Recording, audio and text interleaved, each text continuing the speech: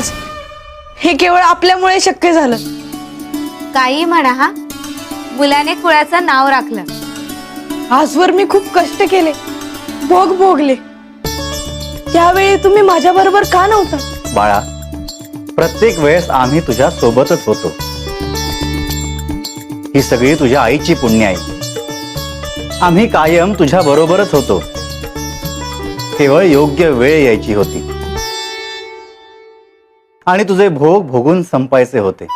नारायणा, तू ज्याला भेटायला आला आहेस त्याचे नाव ठाऊक आहे? हो, नृसिंह सरस्वतींना. हात पुढे कर पाहू.